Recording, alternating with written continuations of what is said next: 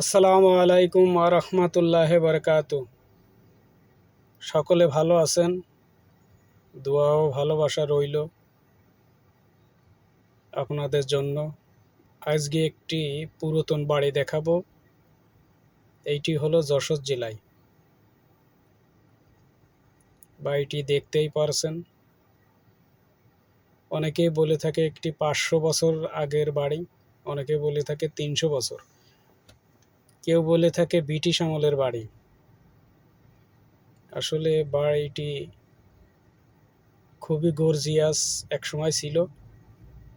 এখন আর কেউ ওই জায়গা থাকে না।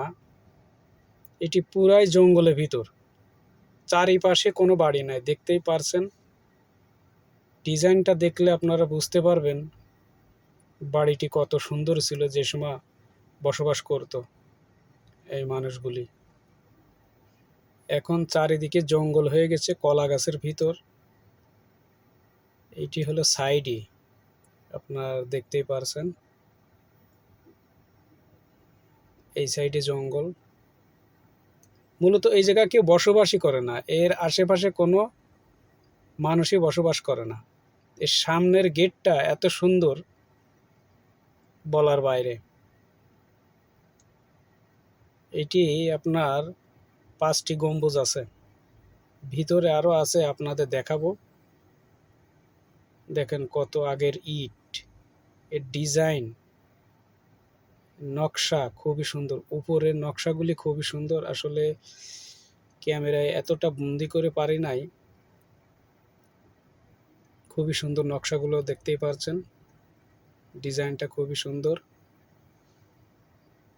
ভিতরে আরও ডিজাইন আছে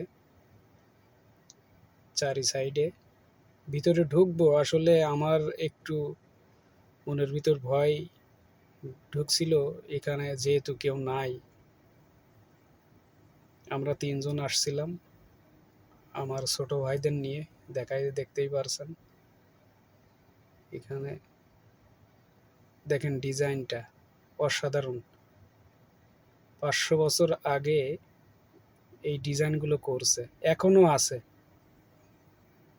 এইটা যদি সুন্দরভাবে রাখতো, যত্ন করে, তাহলে খুবই সুন্দর থাকতো। তবে সুন্দর করে রাখবে কে? এইটা সরকারের তরফ থেকে যদি এগুলো পরিদর্শন করে তাহলে তারাই রাখতে পারবে। এটা আছে সাইডে, সাইডে এই জায়গা বসার জায়গা, এটা জানলা। ওই সাইডে আরও আছে, আপনাদের দেখাবো, সাথেই থাকুন। বিভিন্ন ধরনের ডিজাইন, অবাক করা একটি বাড়ি। আপনার পিছন সাইড, এটা পিছন সাইড। এই সাইডে আবার পানের বরজ আছে, যারা পান খান তাদের জন্য খুবই ভালো। এটি পিছন সাইড, দেখতেই পারছেন। খুবই আসলে বাড়িটা দেখেই মনে হয় ভয়ঙ্কর। পিছন সাইড, উপরে গাছগাছালি জঙ্গল হয়ে গেছে, যত্ন নেওয়ার কেউ নাই। এই সাইডে ফাটল ধরছে। নিচে গেটটা দেখতে পাচ্ছেন, এই গেট থেকে আমরা পিছন দিকে বাইর হয়েছি। ওই সাইডে অনেক বড়, এই সাইডে আপনার জঙ্গলে ভরপুর। এই সাইডে একটা ঘটনা বলি, এই সাইডে এই জায়গা দেখতে পাচ্ছেন, এই জায়গা তার ঘোড়া রাখতো। আশেপাশে মানুষের কাছে শুনলাম। এই যে রুমটা দেখতে পাচ্ছেন ক্যামেরায়, আসলে জঙ্গলের ভিতর খুব কষ্ট হয়েছে ভিডিও করতে। ভিতরে এই জায়গা ঘোড়া রাখতো, সে ঘোড়ায় চলাফেরা করত, ঘোড়া রাখতো। কেউ বলে এর মালিক ছিল জমিদার, এটাই শুনছি আশেপাশে। জমিদারের নাম কেউ জানে না, জানে হয়তো বা বলি নাই, জিজ্ঞাসা করছি, হয়তো বা জানে না। জঙ্গলের ভিতর এই জায়গা আপনার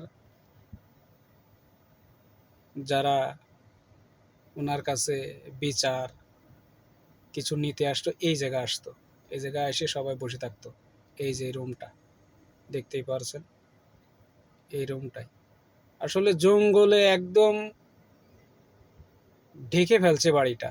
যদি বাড়িটা যত্নভাবে রাখতো, সুন্দর দেখা যেত। এই সাইডে দেখা যাচ্ছে এইটা গেট। যারা গেস্ট আসতো, যারা বিচার, সাহায্য, সহযোগিতা নিতে আসতো এনার কাছে, এই জায়গা আসতো। আর এইটা হলো বাড়ির সামনে। এই জায়গা উনি এমনি ডিজাইন করে একটা রুম করছিল। ভিতরে আসলে অন্ধকার, জঙ্গলের ভিতর, খুবই ভয় পাচ্ছিলাম সাপ পোক আছে কিনা। এই জায়গা ডিজাইন করে গেটের সামনে যেরকম ডিজাইন করে বেলকনি বানায়, ডিজাইন করে বিভিন্ন ধরনের জিনিস বানায়, এইটা করেছিল সামনে। তবে আপনাদের কাছে কেমন লেগেছে অবশ্যই জানাবেন। এইটি কত বছরের বাড়ি এটি আমি নিজেও জানি না। বিভিন্ন ধরনের চারিপাশে দূর থেকে ক্যামেরা ধরছি। আমরা ৩ জনে আসছিলাম বাইসাইকেল, গ্রামেই তো বোঝেন। ওকে, আল্লাহ হাফেজ, এই পর্যন্তই।